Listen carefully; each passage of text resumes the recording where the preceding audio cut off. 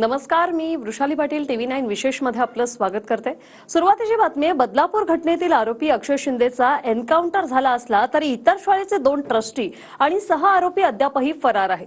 त्यांचा अटकपूर्ण जामीन नाकारताना कोर्टाने पुन्हा ताशेरे ओढले आणि विशेष म्हणजे शाळेतल्या सीसीटीव्ही फुटेज बाबत छेडछाड झाल्याचं मतही कोर्टाने व्यक्त केलंय।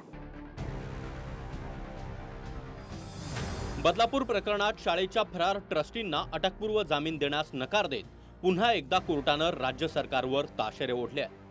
शाळेत लैंगिक शोषण घडलेल्या दिवसाचं सीसीटीव्ही फुटेज गायब असल्याची कबुली सुद्धा सरकारच्या वकिलांनी कोर्टात दिली आहे। 2 मुलींच्या लैंगिक शोषण प्रकरणातील आरोपी अक्षय शिंदेला अटक झाली। या प्रकरणावर शाळा प्रशासनावर देखील प्रश्न उभे राहिल्यानंतर गुन्हे दाखल झाले।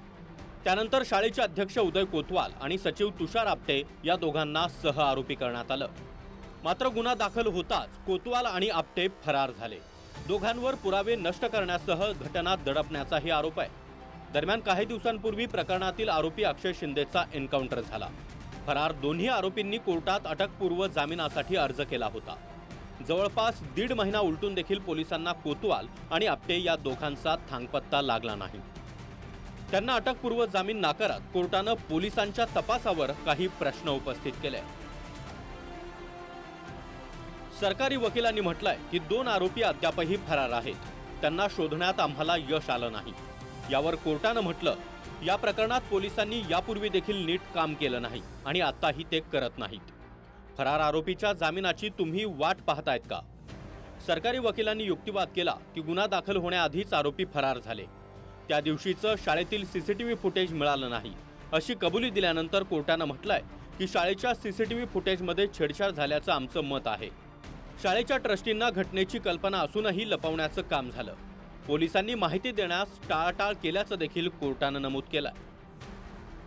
त्या शाळेतले सीसीटीव्ही फुटेजेस गायब आहेत। एका बाजूने सीसीटीव्ही फुटेज गायब होणे, दुसऱ्या बाजूने यांचे ड्युटी जी आहे पोलिसांना खबर देणे, ती न करणे, तिसऱ्या बाजूने अक्षय शिंदेचा एन्काउंटर होणे, बनावट एन्काउंटर होणे आणि चौथ्या बाजूने ह्या सगळ्या गोष्टीवरती डिस्ट्रॉइंग ऑफ एव्हिडन्स, पुरावे नष्ट करणे हे प्रायमा फेसी दिसतंय। तरी पण त्यांच्या विरोधात पोलिसांनी ते सेक्शन न लावणे, याच्यावरून हे स्पष्ट दिसतंय की त्यांना जे मूळ मेन मासे आहेत त्यांना पोलीस कुठेतरी वाचवण्याचा प्रयत्न करतात। दुसरा प्रश्न असा की आतापर्यंत पोलिसांना ते आरोपी भेटत नाही। आपल्या पोलिसांनी जर मनात घेतलं त्यांना सहज अटक करू शकतात, परंतु त्यांचा जाणीवपूर्वक त्यांना या अटकेपासून वाचवण्याचा प्रयत्न केला जातो असं मला वाटतं।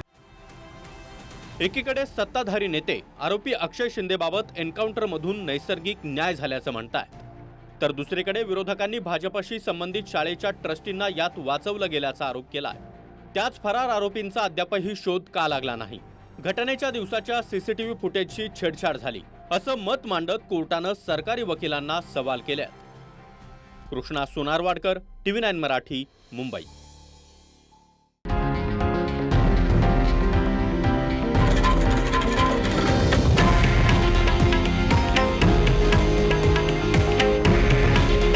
हे आहे देशातील नंबर 1 न्यूज नेटवर्क आणि आपण पाहत आहात TV9 मराठी। काळजी तुमची, हित महाराष्ट्राचं।